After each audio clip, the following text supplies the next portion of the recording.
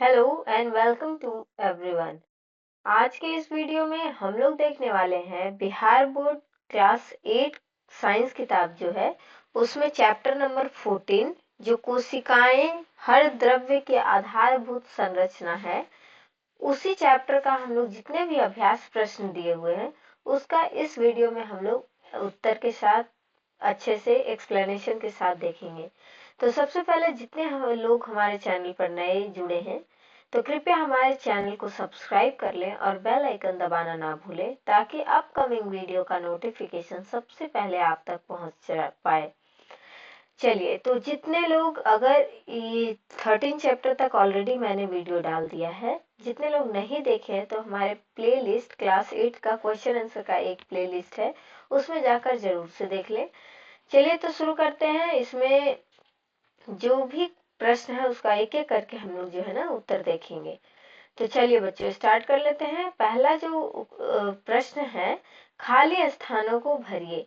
तो पहला है, डैश एक विशेष यंत्र है जिससे सूक्ष्म जीवों एवं कोशिकाओं को देखा जाता है।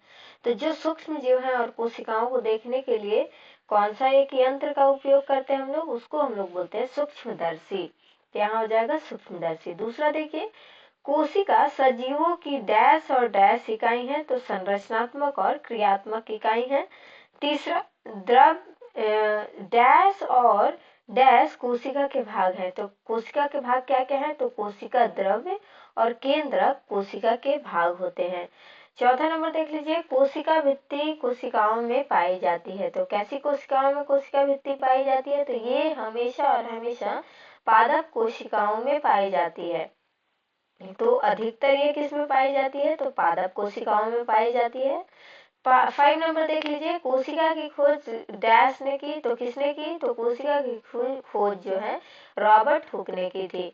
दूसरा नंबर जो क्वेश्चन आपका पूछ रहा है अभ्यास में प्रश्न का, वो है आपका सही एवं गलत का निशान लगाना है। तो पहला देख लीजिए, मैंने इसका क्यों सही होगा ये स्टेटमेंट, क्यों गलत होगा, उसका मैंने थोड़ा बहुत जो है ना रीजन भी दे रखा है, कारण भी दे दिया है इसमें, ताकि आप लोगों को समझने में और मदद मिल सके। तो पहला क्वेश्चन आपका दिया हुआ है, सजीव कोशिकाओं से बने हैं।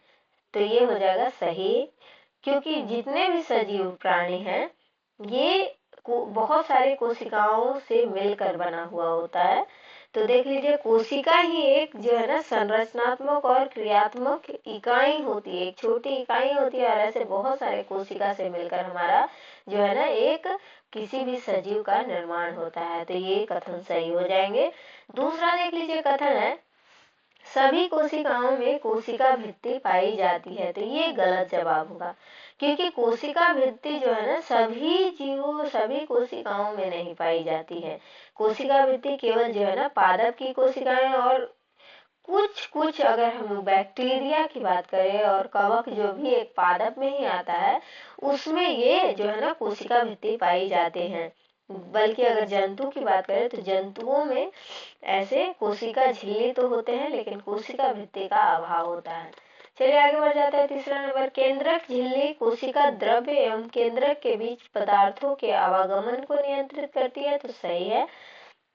देख लीजिए, यही केंद्रक झिल्ली कोशिका द्रव्य और केंद्र के बीच पदार्थों के आदान प्रदान को नियंत्रित करती है, जिससे केवल जो सिलेक्टेड पदार्थ है ना वही केंद्रक में प्रवेश या बाहर निकल पाते सकते हैं।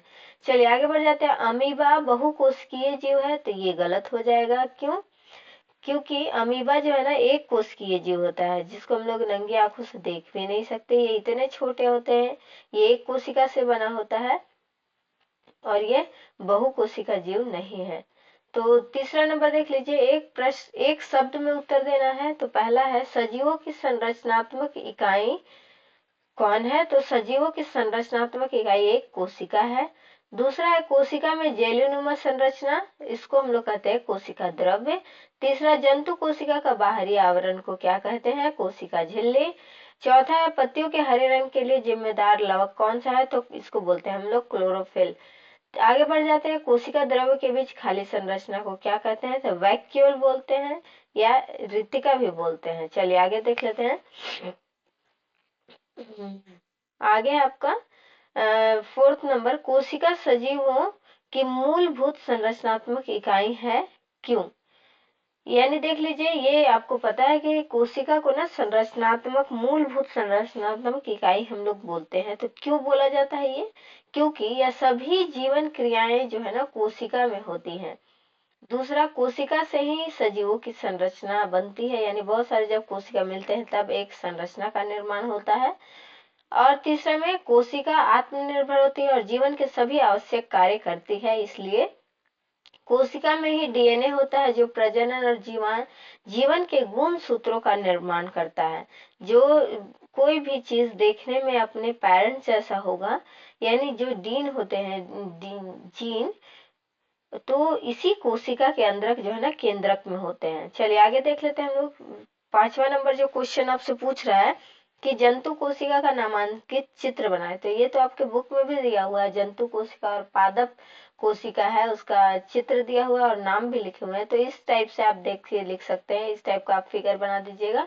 फिर बाहर वाला कोशिका झिल्ली, फिर ये है गोल्गी जो बॉडी रहते हैं ना वो बोलते हैं, फिर इसको सेंट्रोसोम बोलते हैं। अंदर वाला भाग को केंद्रक बोलते हैं। इसी के बाहरी वाला जो जालिका रूपी संरचना उसको अंतःद्रवी जालिका बोलते हैं। फिर इस लाइसोसोम और ये माइटोकॉन्ड्रिया हो गया। और देख लीजिए, पादप कोशिका का नामांकित चित्र अगर आपको बनाने बोलेगा तो आप अपने बुक वाला भी बना सकते हैं, नहीं तो इस टाइप से बना लीजिए। तो बाहरी वाला भाग को बोलते हैं कोशिका भित्ति, दूसरा कोशिका झिल्ली, तीसरा माइटोकॉन्ड्रिया या फिर इस वाला भाग में रहता है केंद्रक, और ये जो अंदर वाला भाग है रिक्तिका, और इसी में रहता है अंतःद्रवी जालिका। फिर ये जो आप भाग दे रहे हैं ऐसा क्लोरोप्लास्ट भी इसको बोलते हैं।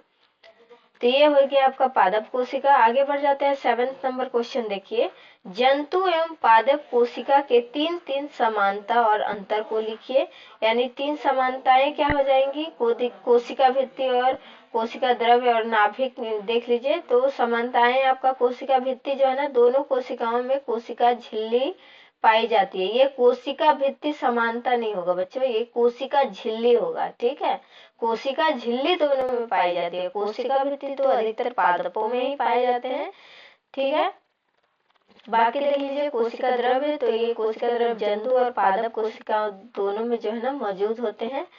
आगे देख लीजिए नाभिक, तो ये दोनों कोशिकाओं में नाभिक होता है जो कोशिका के कार्यों का नियंत्रण करता है। अंतर की बात करेंगे तो ये इसमें हो जाएगा कि अंतर होता है, यानी जो है ना पादप कोशिका में कोशिका भित्ति और जंतु कोशिका में कोशिका भित्ति अंतर होता है। यानी पादप कोशिका में कोशिका भित्ति पाया जाता है, जबकि जो है ना जंतु कोशिका में नहीं पाया जाता है। वैक्यूल की अगर बात करें तो पादप कोशिकाओं में एक बड़ा वैक्यूल होता है, जिसको मैंने ऊपर दिखाया था फिगर में कि बड़ा सा जो खाली स्थान आपने देखा होगा उसको बोलते हैं वैक्यूल, जो जल और खनिज पदार्थों का संग्रहित करता है। जबकि जंतु कोशिका में ना छोटे वैक्यूल होते हैं। आगे देख लीजिए प्लास्टिसिट्स की बात करें तो पादप कोशिका में क्लोरोप्लास्ट होते हैं जो प्रकाश संश्लेषण के लिए जिम्मेदार होते हैं, जबकि जंतु कोशिका में ऐसा कोई संरचना नहीं होता है। आगे बढ़ जाते हैं 8 नंबर क्वेश्चन। कोशिका भित्ति पादप कोशिका का महत्वपूर्ण भाग है, कैसे? तो कोशिका भित्ति पादप कोशिका का एक महत्वपूर्ण भाग है क्योंकि यह निम्नलिखित उपकरणों से अत्यधिक महत्वपूर्ण है। तो पहला देख लीजिए, रूप और संरचना प्रदान करना, यानी कोशिका भित्ति पादप कोशिका को स्थिर और संरचना जो है ना प्रदान करती है, और यह कोशिका को बाहरी दबाव से बचाने में मदद करती है और इसे एक कड़ा रूप देती है। दूसरे में अगर बात करें तो सुरक्षा और रक्षा लिख सकते हैं आप। जैसे कोशिका भित्ति जो है ना पादप कोशिका को बाहरी पर्यावरण से सुरक्षा प्रदान करती है और यह कोशिका को हानिकारक सूक्ष्म जीवों, रसायनों और भौतिक क्षति से बचाने का जो है ना काम करती हैं। आगे देख लीजिए, पानी और पोषक तत्वों का संचयन लिख सकते हैं। यही कोशिका भित्ति जो है ना जल अवशोषण में मदद करते हैं और कोशिका के अंदर पानी और खनिजों के संतुलन को बनाए रखने में जो है ना योगदान करती है। बाकी प्रकाश संश्लेषण में भी ये जो है ना मदद करते हैं। तो कैसे? पादप कोशिकाओं की जो कोशिका भित्ति होती है वो क्लोरोप्लास्ट की स्थिति बनाए रखती है जो प्रकाश संश्लेषण की प्रक्रिया में महत्वपूर्ण भूमिका निभाते हैं। ये सब एक्स्ट्रा जानकारी है आप लोगों के लिए, आप चाहे तो 1-2 पॉइंट के बाद नहीं भी लिख सकते, लेकिन ये सब जानना जरूरी है इसलिए मैंने दे दिया। देख लीजिए आगे, कोशिकीय विभाजन में भी मदद करते हैं, यानी कोशिका भित्ति जो है ना, पादप कोशिका में विभाजन जब होता है, विभाजन के दौरान एक नई दीवार का निर्माण करने में मदद करता है, जिससे जो है ना कोशिका का बढ़ना और विभाजन संभव हो पाता है। आगे बढ़ जाते हैं हम लोग 9th नंबर क्वेश्चन, और ये चैप्टर का लास्ट क्वेश्चन है। दो आपके दिए हुए हैं, जैसे एक है कोशिका द्रव्य और दूसरा है केंद्रक, दोनों के बारे में एक संक्षिप्त टिप्पणी लिखना है। तो कोशिका द्रव्य जो है ना, इसमें लिख सकते हैं कि ये एक जेली जैसा पदार्थ है जो कोशिका के अंदर स्थित होता है। इसमें जल, खनिज, प्रोटीन होते हैं और इसका मुख्य कार्य कोशिका के अंगों को घेरे रखना और जैविक प्रतिक्रियाओं को सहायता प्रदान करना होता है। और यह कोशिका के कार्य और पोषक तत्वों के जो है ना परिवहन में महत्वपूर्ण भूमिका निभाते हैं। यानी जो पोषक तत्व है एक जगह से दूसरी जगह जो है ना कैसे जाएं, कैसे पहुंच पाते हैं, तो ये उसमें मदद करता है। आगे केंद्रक क्या होता है, तो देख लीजिए, केंद्रक जो है ना कोशिका का सबसे महत्वपूर्ण अंग होता है, जो कोशिका के सभी कार्यों का नियंत्रण करना है। सारे जितने भी कार्य नियंत्रित होते हैं, कंट्रोल होते हैं, ये केंद्रक उसमें महत्वपूर्ण भूमिका निभाता है। और इसी के अंदर जो है ना जीन सुरक्षित होते हैं, जो आनुवांशिक हमारी जानकारी देते हैं। तो ये जो जीन है ये दोहरी झिल्ली से घिरा रहता है, ये प्रोटेक्टेड जो है ना, केंद्रक के अंदर भी एक बहुत जो है ना झिल्ली बना रहता है, दोहरी झिल्ली से ये अंदर जो है ना डीएनए पाए जाते हैं। तो देख लीजिए, केंद्रक कोशिका विभाजन, विकास, प्रोटीन संश्लेषण, इन सभी चीजों में ये हमारी मदद करते हैं। तो चलिए, हम लोग बहुत कम समय में पूरे चैप्टर का जो है ना उत्तर देख लिए। मिलते हैं नेक्स्ट वीडियो में। बाकी कैसा लगा हमारा वीडियो मुझे नीचे जरूर कमेंट करें। And thanks for watching everyone. Bye bye.